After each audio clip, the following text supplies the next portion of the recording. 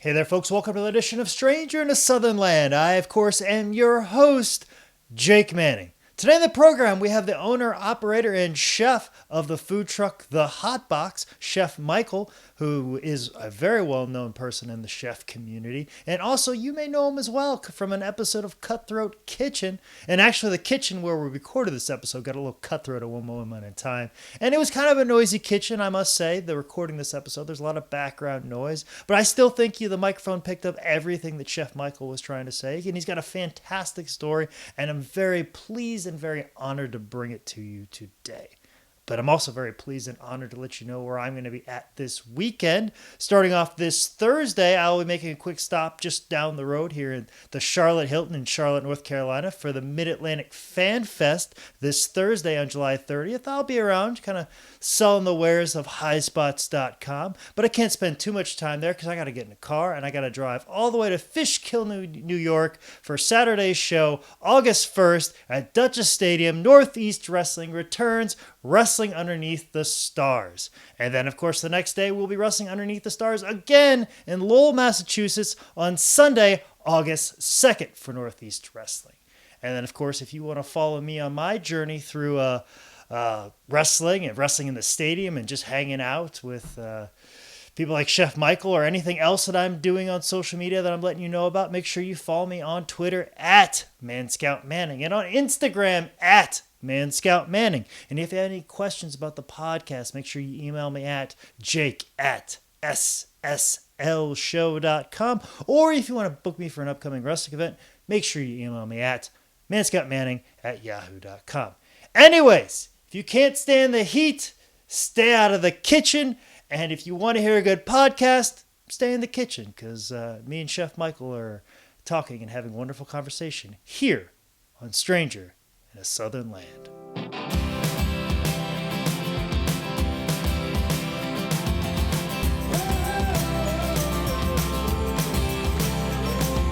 Chef Michael, thank you so much for having me in the kitchen today. There's a lot of hustle and bustle going on right now, but I appreciate you taking time out of your busy schedule today.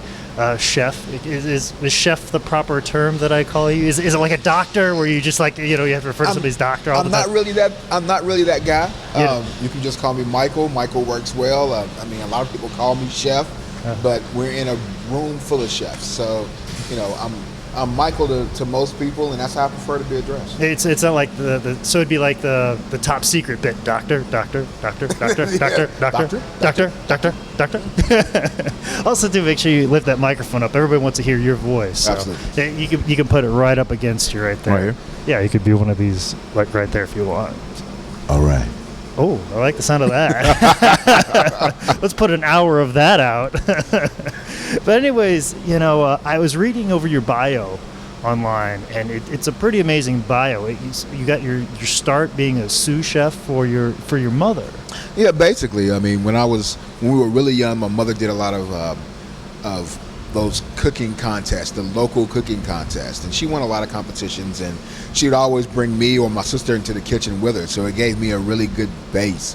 And it's really where I found my love for cooking, was sitting on the kitchen counter and helping her make biscuits and picking greens on Saturday night for Sunday dinner. It was part of growing up. Yeah, and it said it was sounded like it was real Southern home cooked type food and stuff like that. It really was. My mother passed away about 10 years ago, and recently I just picked up one of her old cookbooks when she collected recipes that she had made, and I was going through it, and there was a lot of really deep down south Southern food in there, but then I saw recipes for rum cake, and she was making her own Italian sausage, and this is stuff that was happening in the house that I really didn't know. But now I've gone back and I've found some of those recipes, and it's really interesting to see. She was a nurse, but her passion was food, and it opened my eyes to what she was really trying to show me. Okay, what was your mom's signature dish? If you were to pick the top dish that your mom was the best at, what would you say was the best? It was actually a dish that had her namesake. It was called Manby's chicken. Okay. It's one of the things she won contests with, And it was, it's braised chicken with paprika, saffron, with onions and peppers, and it's served over rice. And it's one of those things that on Sunday we still do in my house, that we do on Sunday for Sunday dinners. Manby's chicken, and those are her initials. Her name was Mary Alice Murray Boland, so it was Manby's chicken. It was one of my favorite things.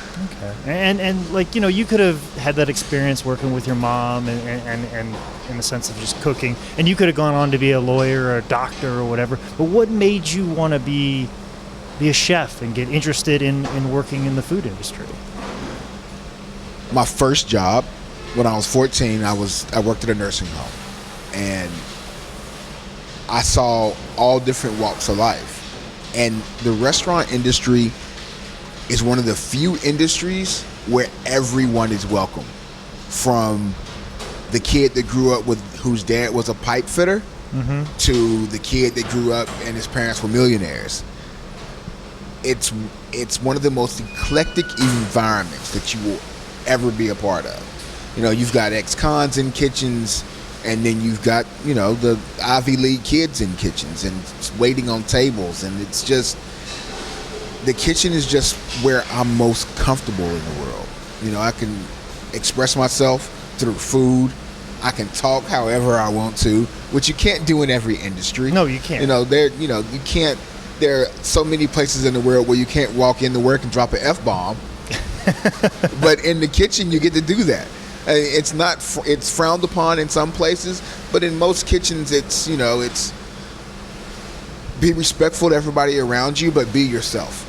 It's more about getting the work done than it is how it gets done. Exactly. Like, we have techniques. Don't get me wrong. Yeah. Every chef has a way that he wants things to get done, but I want to be in an environment where the people that I work with don't have to give me a facade. I want them to be who they are. And if you cuss like a sailor, cuss like a sailor. And if you don't. It's just, but I want you to be you. And that's one of the things that drew me to the kitchens was I could be me. And it was like a judgment-free zone. And I liked it. Oh, that's awesome. And you worked in kitchens very young, like you said, but then you went on to culinary school. What was the decision in going to culinary school? Culinary school came late for me. I know a lot of guys that went to culinary school right out of high school. For me, I was in my early 20s when I went. And I was working at a chain restaurant. I was making really good money at the time. I guess it was right around 2000. I mean, I was making $12, $13 an hour as a line cook. And I wanted more. My sister was traveling around the world, eating all this great food. She's a consultant. And she was always sending me pictures and telling me, oh, you could do this if you really wanted to. So I left my job at making really good money, and I went to work at a fine dining restaurant for a chef named Tom Ford. And he kept telling me how much potential I had, and I could do so much more, and I could be more. But I needed to go to school. I needed to get that piece of paper, because as a chef in the fine dining world, that paper makes all the difference in the world. Yeah, and it's a resume, but also too, you said you showed potential. Like, how do you show potential as a chef? Like, what are those things that come off about you that gives off that potential? I took direction very well, but I also took that direction, put my own twist to it, and I had the desire to learn more. Being in the kitchen is a high-stress environment, and I strive, and I thrive in that environment, I guess is the best way to say it. Mm-hmm. So, for example, on a Friday night, I love having 50 tickets hanging on the board and a dining room full of people. That's when I'm at my best. When there are 2 tickets on the board and there's nobody out there, I'm miserable. Mm-hmm. So for me, it was, I wanted more. I always wanted to learn more. I wanted to do more.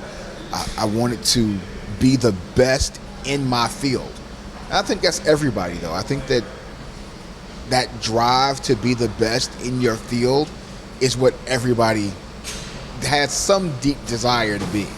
At least the successful ones. Exactly. It's the successful ones. So Tom saw that in me. He saw passion.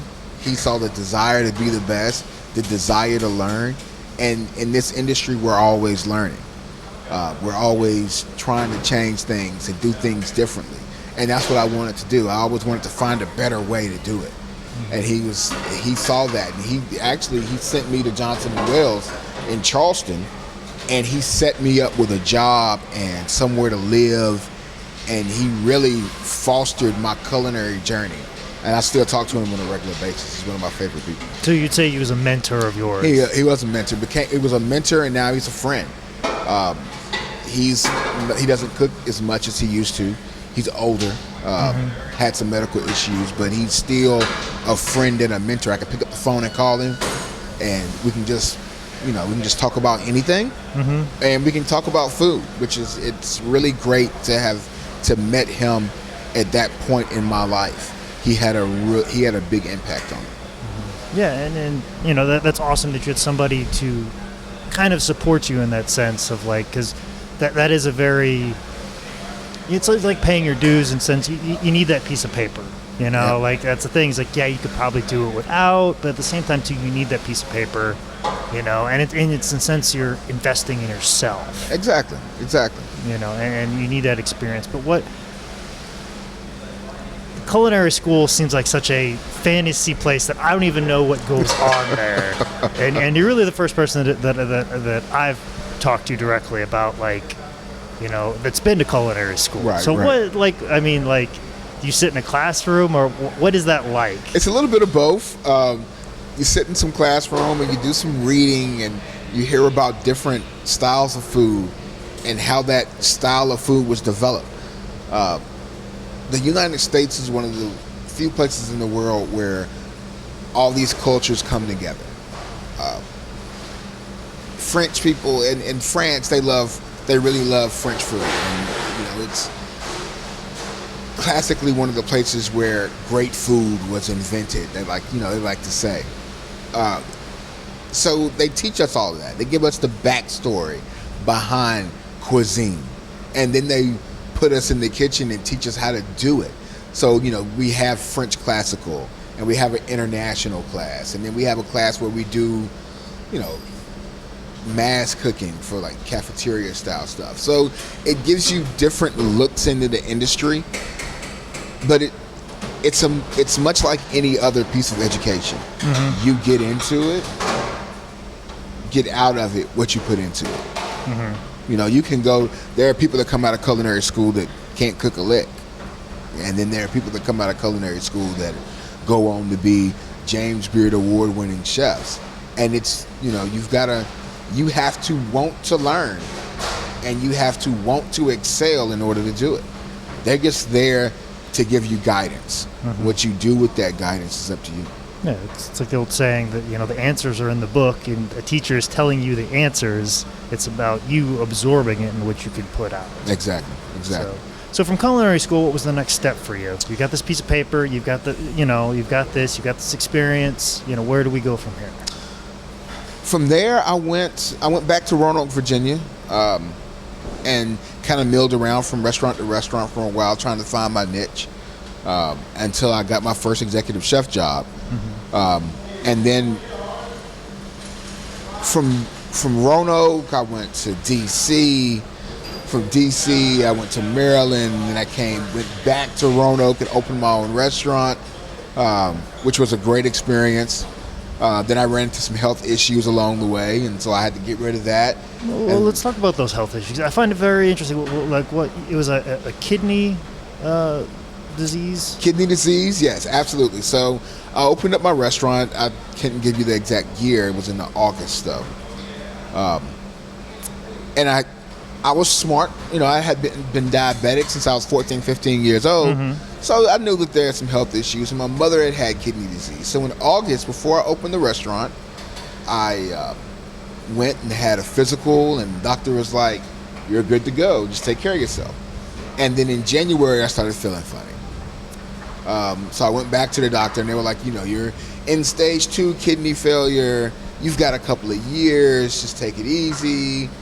And then by May, my kidneys had completely shut down. And what were you thinking mentally? Here you are, you just got through culinary school, you're opening a restaurant, your life is on an upward swing.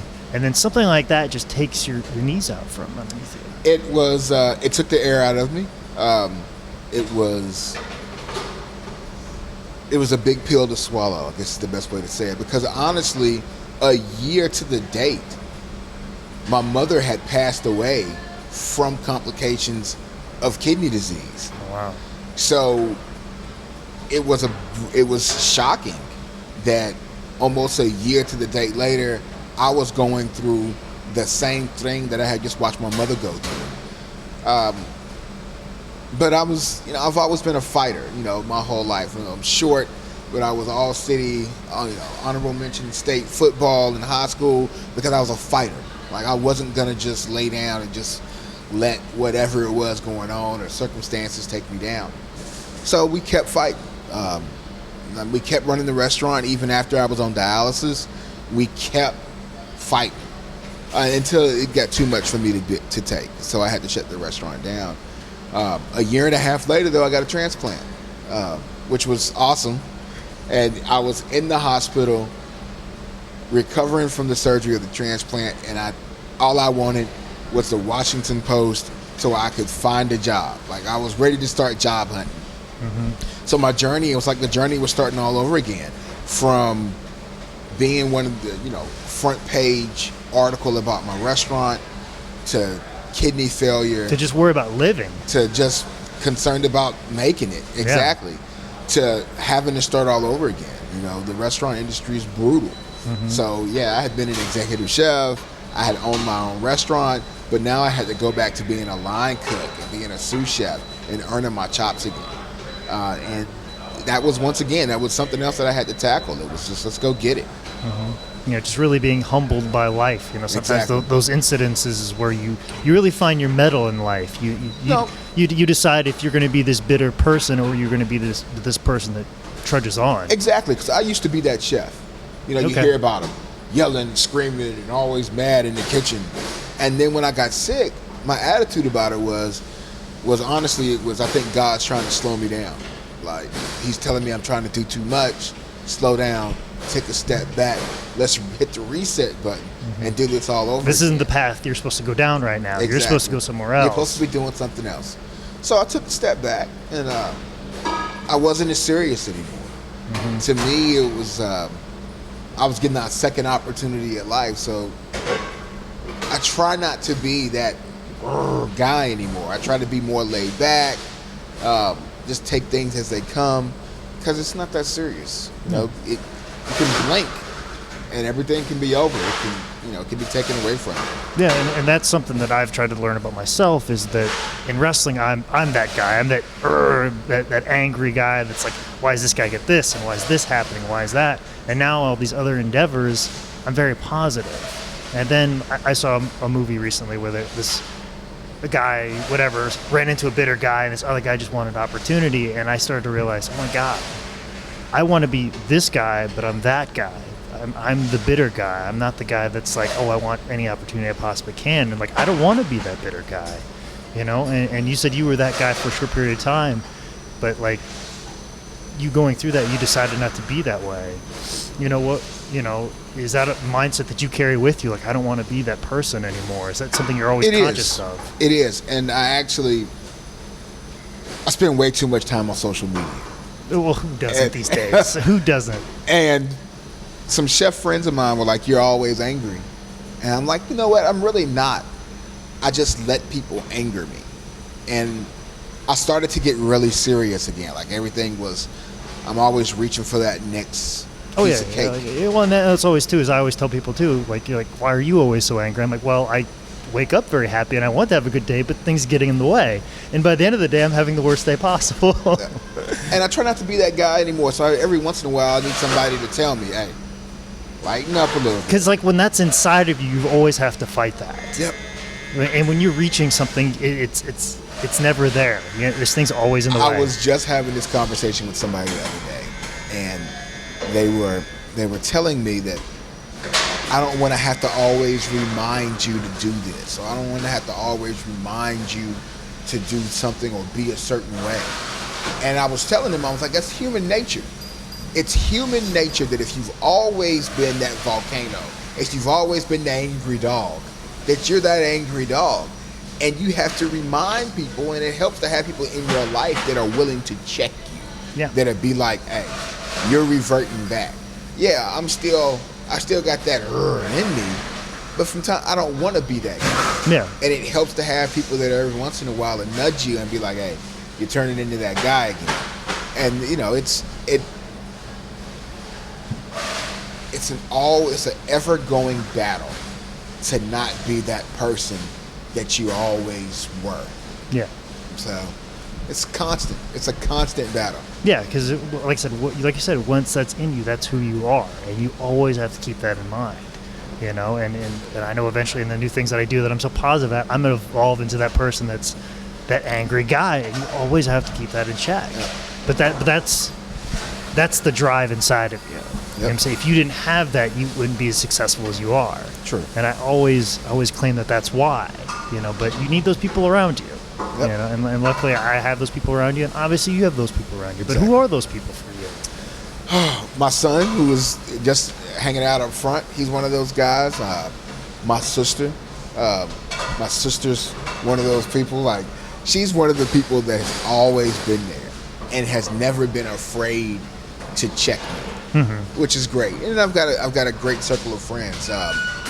My sous chef, who's really like our chef de cuisine, he does a lot of work when I'm not around. Chris Young, he's that guy.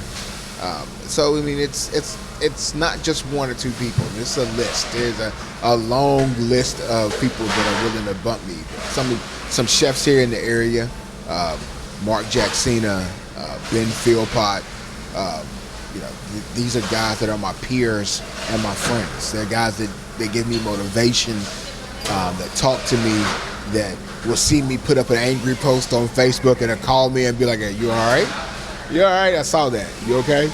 And I'll be like, yeah, man, I'm good. So, they're friends, they're peers, they're mentors. I mean, it's a laundry list. And that's always good to have. But, backing up and back into where we are with the timeline, as you're looking through the Washington Post, looking for jobs and stuff like that, where do you go from there? After you've been humbled by life, in a sense, where do you go? You were a line cook, and then you moved your way up? When I got my transplant, my first job back, I had to wait 90 days before I could work. And my first job back, 91 days after my transplant, was at a restaurant called The Landing at Smith Mountain Lake, Virginia, for Chef Bruno. Me and Chef didn't always see eye to eye, but that was me still learning my place in the world. But that was my first job back. It was on the lake. It was beginning of the season, so it was really, really, really, really busy. And it was good to be back in the kitchen. I was just happy to be back in the kitchen. He hired me in as a sous, and it was a learning experience. That it was. I mean, I learned a lot of new cuisine because he was from South America, so I learned some new food, learned some new style, and I also learned I need to keep my mouth shut. Because, Chef, he had a certain plating style, and it wasn't supposed to be a seasonal job for me, but it turned into a seasonal job because he would always ask everybody, what do you think, what do you think, what do you think? And I'm not saying that he needed yes men around him, but I was a little too boisterous. And I remember one day near the end of the season, he pulled me into the office and he was just like, you make me uncomfortable. And I really didn't understand what that meant until later. To me, I was just like, what do you mean? Am I too loud? Am I too outgoing? I don't understand what I make you uncomfortable means. And then later on, I think that it was just that it's okay to have an opinion, but it's not okay always to voice it. And me being an executive chef and having to own my own place, I'm very opinionated. Yeah. And I think that my opinion is what got me in trouble. Yeah. So. Because you're making those opinions, but you're making those opinions to make sure that he doesn't make the mistakes. Yeah, but you have to know your place. Yeah, exactly. You have to understand the pecking order in a sense. Exactly. And sometimes it's okay to say things like that to people that are over you when it's just you and them. Yeah. But when it's you, them, when you're trying to subvert their power, all the other cooks around you, then that's exactly what it looks like. It looks like I'm trying to step on his toes, and I wasn't. I just didn't understand at the time. Absolutely. Now, in your bio, you mentioned Roadside Kitchens. How do you get to Roadside Kitchens? I was back in D.C., working, well, not in D.C., I was working in Maryland, in Frederick, Maryland. And I had a PR rep that I had done some work with in the past. Gosh, I wish I could remember her name right now, but I can't. And I had bought my restaurant from her husband, Jim. He was a restaurant broker. And I was in D.C. and I was working at another restaurant, and one of her clients, or a friend of one of her clients, was coming to D.C. to do a dinner at the Australian Embassy. And he needed some help. And they knew I was working in D.C. So they picked up the phone. They were like, hey, Chef is coming. He's from Roadside Kitchens. They're doing a dinner at the Australian Embassy. He needs some help. If you're available, can you come and help him? So I went and I did a dinner at the Australian Embassy. I heard Australian Embassy. Yeah. So I had to go. Obviously. So I called into work and I got somebody else to come in and cover my shift. And I went and worked with Chef, and he was a great guy to me. And after dinner, he was like, let me take him with me, let's have some drinks. So he took me back to his hotel. We had some drinks together, and he was like, look, Roadside Kitchens is growing. We have a restaurant in Charleston. We've got one in Charlotte. We're looking to go to Greenville. We want you to be on our team. If you're interested, let me know. I was like, absolutely. Absolutely, I'm interested. They're from Charleston. I love Charleston. I want to be a part of the team. So they hired me on. I was supposed to go to Greenville to open a restaurant there. But the chef here decided that he was leaving, who is now a great friend of mine, a guy named Steve Jordan. He was leaving. So they slated me to take his spot here in Charlotte, and I've been here ever since. I've been here in the city of Charlotte for the last 4 years, and it's been, I bought a house. I love it here. I love it. I'm the same way. I stumbled in. I was only supposed to be here 3 months, and now I've been here for 10 plus years. Yeah. That's how it does. That's how Charlotte does you. It just pulls you in. If it gets its hands on you, man, it wraps you up, it hugs you, and it's not going to let you go. Okay. And, from Roadside Kitchens, it said that on your bio, you did a James Beard house dinner. Yes. And you regard it as the highlight of your career on your bio. It was. I was a member of a group of the chefs that was there for Roadside Kitchens. It was me, Chef Brett McKee, who was the boss of us all, Brandon Flory, who now has restaurants in Charleston, several restaurants in Charleston he's a part of, Steve Jordan, who is still here, and myself. And that was one of the highlights of my career. Cooking in the Beard House is a big deal. Well, explain to me why that's a big deal. Like, you just said it, but I don't understand. Like, I could tell you that wrestling in the ECW arena or wrestling in the Dothan arena, that's a big deal, but you may not understand that unless I give you the history. Give me the history of such an honor. The James Beard Foundation does a lot of charity and nonprofit work, but they also recognize the top restaurateurs, bakers, chefs across the country. They break it down into regions, southeast, northeast, so forth and so on. And being invited to cook there, being a part of a team that cooks in the Beard House is a really big deal. And every year they release awards, and chefs are made by winning James Beard Awards. Sean Brock, who is one of the great names in the culinary field now, and one of the guys that I've met. I've got one of his autographed cookbooks. I love the guy. I love the guy. He was made, part of his career was made by winning a Beard Award and being nominated and being put on the Beard list.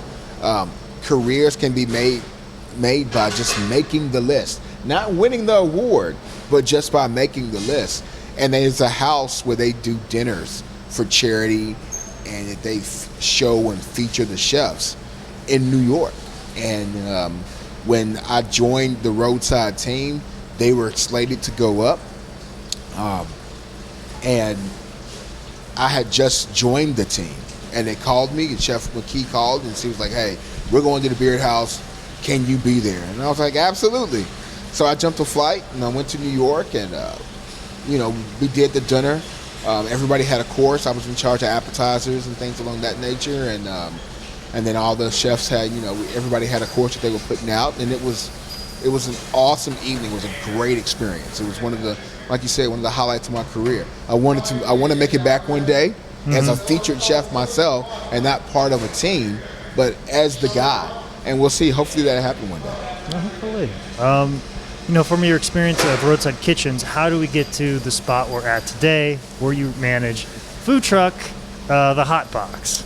Roadside Kitchen, like a lot of restaurant groups, hit its hard times. The restaurant here is no longer here. The restaurant in Charleston is no longer there. The group kind of dissolved. And I left right before the ship sank, per se. And started my own personal chef and catering company, which still exists today. It's my namesake, chefmichaelbowling.com. I did that for about a year, and then about a year into that, I was just like, I really want to do a food truck. And I met some of the food truck owners here, got David Stuck and Brian Seeley, and a bunch of the other guys. And they were like, hey, you'd be really good at this if you ever have the opportunity. So I bought a shell of a truck from David Stuck of the Tin Kitchen. And I built my truck out, Hot Box Next Level Makes sense. Street It's a Food. great name. Just as good as Tin Kitchen. Those are very just clever names. You know right away it's a food truck. Exactly. And Hot Box is growing. We're going into our third summer right now, our second year, third summer. Going into our third year. And Hot Box is, we like to call it rolling heavy. We're always loaded up, ready to go, and we do really good food. We do a lot of different stuff. Yeah, so you got everything from like ramen to Rubens. Exactly. It's just a very wide spectrum right there. The reason I do that is because I don't want to box us in. I don't want people to be like, I want to eat off the taco truck. Yeah. I want you to come to our truck and kind of be like, oh, they have a Reuben. Oh, they have ramen. And be like, well, what am I going to get today? When you walk up to my truck, I want you to have a hard time deciding what you're going to get and when you're going to come back and get something else. Yeah, and you boast next level street food, and that's why you got the sandwiches, I think, and all the different wide variety of things that it's that street food kind of feel to it. Exactly. And when you were coming up with the menu, what were your like? I want to make sure we have this. And was there ever a thought process behind it? There was somewhat. I love a good Reuben, which is why we have a Reuben on the menu. It's always going to be on the menu. The ramen, the original ramen dish we did was kind of inspired by my uncle. My uncle used to make us ramen for lunch, and he would cook ramen, and it'd be boiling in the pot, and he'd stir in an egg, and it'd get all eggy, and then he'd add other stuff to it. And ramen was a fad at the time, and now it's really taken apart. Charlotte has his own ramen spots. Yeah. But I wanted our menu to be eclectic. I wanted it to be different, and I wanted it to be steadily changing and evolving, and to fit the food trends, as well as to give my staff and myself an opportunity to do whatever we wanted to do. But it has to work. It has to fit on the truck. It has to be able, somebody has to be able to hold it in their hand. And that was the goal. The goal was to be eclectic, be different, but be achievable, and to push the envelope on what can be done on a food truck. Now, it seems like a lot of well-established chefs and people that are chefs, they're making the move from the kitchen to the food truck. Why do you think that is? Is it the independence of it, in a sense? It's the independence of it, and it's the cost of it. Yeah. We all want restaurants, but opening a food truck is a fraction of the cost of opening a restaurant. A fraction of the cost. You can get into a decent food truck for $60,000, you're not going to get into a restaurant for that. No, heck no. Definitely not. Especially probably something that you want to do when it's in good location. Exactly. Well, exactly. Those are some of the advantages, but what are some of the challenges you have to face in a food truck? Because, I mean, you just see something drive by, park, serve food. I'm like, oh, it seems easy enough, and you just shell out this money, oh, I'd be good to go. Well, what are the challenges? Finding locations that are welcoming to food trucks, maintenance on the truck, storage, finding a great location like we have to operate out of. Running a food truck is a very competitive business because we're mobile. And if I have success at a location, that means somebody else is going to see that success, and then they're going to want to grab my location and they want to come to my location. And you don't want to oversaturate the market. Part of my fear right now for Charlotte food trucks is oversaturation of the market. There's a new truck on the street every week, and we've only got so many streets. Yeah.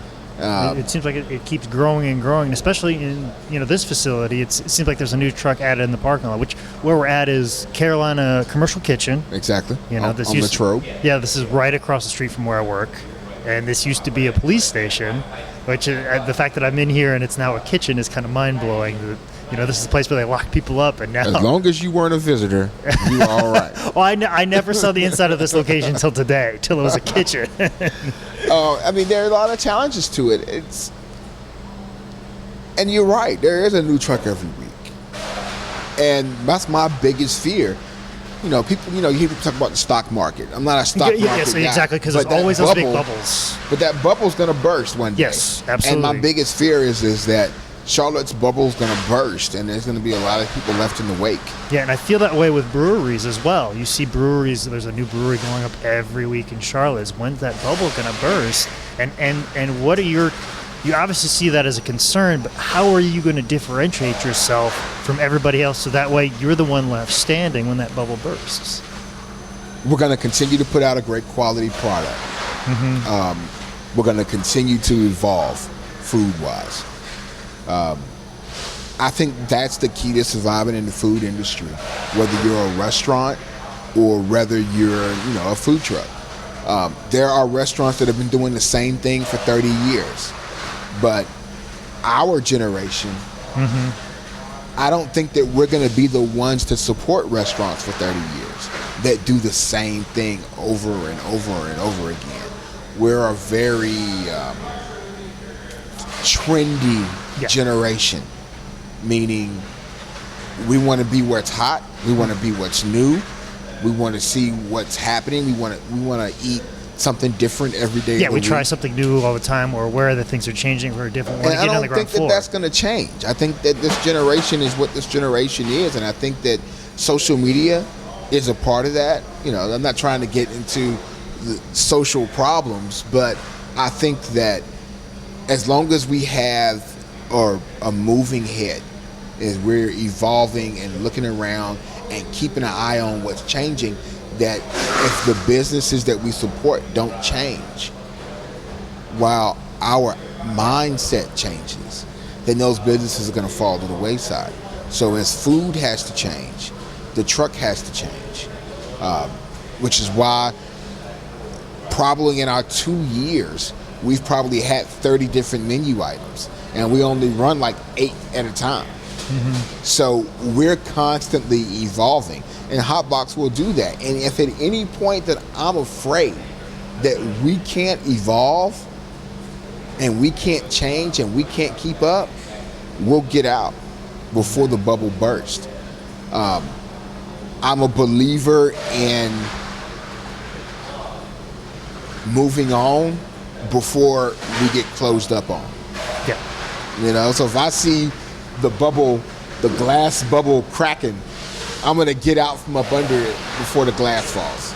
It's just who I am. It's what I believe in, and I believe that if at any point in time I need to sell my stocks and get out, I'm gonna sell my stocks and get out. Exactly, but you're going to try and grow it as far as you possibly can, I'm sure. I'm going to ride it till the wheels fall off. Literally till the wheels fall off. Literally till the wheels fall off. So what type of growth are you looking forward to with your food truck? What's the future? What are some things you want to do to evolve? Well, I mean, we've been around 2 years, and we hope to make enough money over the summer and the fall to be able to get a new wrap on the truck come winter. I say winter because that's our slow time. Yep. It'd be a great time to kind of visually rebrand the truck for next spring and next summer. We want to truly push the envelope on what can be done on the truck. So, for example, come our next menu in August, we're going to add some different things to the menu to kind of spice things up. So we're always we're gonna keep pushing the envelope. We're gonna visually rebrand, just to add some new colors, some new pops, some new twists, some new touch. So we'll see where things go next spring and next summer. We hope to have a new look with the same name but a new look to give people something. Oh, Hot Box is changing it up, just to bring them in closer. And just even if the sense like, oh, that's a new truck. Oh no, it's the same one of what we're used to. Okay, they just changed. They just changed some things up. Because sometimes it's just as simple as just making it a shinier object. Exactly. Especially this new generation. New shiny. Ooh. Exactly. Exactly. So, yeah, exactly. But also too, you mentioned social media being very important. How important is it for you running a food truck, your social media? It's really important because people want to know where we are, and rather than everybody's always on social media. So for us, it's important that we put a schedule out so people know where we're going to be, that every day we put it out where we're at, on the weekends, where our specials are going to be. Like, all that goes on social media. And social media is really important to our growth, to let people know where we are, and when they're looking for food trucks, they can find us and find out where we're at. That's awesome. Well, we've kind of covered everything, but there's one thing that I want to talk to you about, and I saw it on your website before I came over here. You were on and appeared on my favorite cooking show, Cutthroat Kitchen. So as we end this, I wanted to make sure that we talked about this, and I had more than enough time to talk about it. So I left it in the back half of this interview. So tell me what that experience was like. I think I vaguely remember your episode, but I'm not for sure. They all blend together as a time. Right. But talk about your experience on Cutthroat Kitchen. Cutthroat Kitchen was awesome. Yeah. Cutthroat Kitchen. You're in the kitchen. So. Literally. There's getting cutthroat in here right now. Getting a little bit. Keith is getting a little loud in the corner over here. Cutthroat was awesome. It was me and Chef Luca from Passion 8 were on there together. Okay. And it was crazy because neither one of us applied to be on the show. They kind of found us on the internet and approached us about it. And they didn't even, we didn't even know we were on the episode together until we got there. And Alton Brown is all the personality that he appears to be. It's a long day. We started like 8 o'clock in the morning, and we didn't get done until like 10 o'clock that night. It's hot under the lights. It's just as chaotic as it looks, running into your cooler and running back out. I'm a big man. For me and running, we don't do much of that. But it was in carrying those heavy baskets of groceries out, the bidding and the auctioning. It was intense, man. It was intense. I lost in the finals, and I was angry. I felt like I was robbed. But me and Chef Kelly, who the chef that won, we're friends now. Social media friends. But I like her post. She likes my post. We comment on each other's stuff. I hope to get out to California to see her really soon. Me and Chef Luca were friends before. We're better friends now. I love his wife and his family and the new restaurant.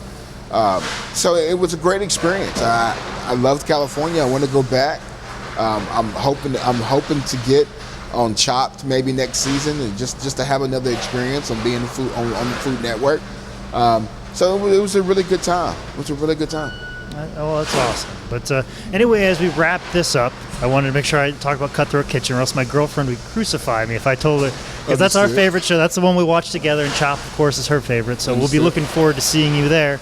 But how can people look and find you on social media, and especially the Hot Box? This is the time to plug the website, your catering business, everything else. Please let everybody know where they can get up with you. All right, so it's real easy for Hot Box. Everything is the same. On Facebook and on Twitter, it's Hotbox ST Food. The website is the same, which our schedule is always posted on our website every week. It's www.hotboxstfood.com. And then if you're looking for catering, the truck does catering. And then we also specialize, we like to consider ourselves the dinner party specialists as far as the catering company goes, where we do 4, 5, 6, 7, however many courses you want, plated family style buffet. And you can find that at chefmichaelbowling.com. Bowling like the sport, BOWLING. Okay. So, and that social media is the same as well, Chef Michael Bowling, and it's Chef MG Bowling on Twitter.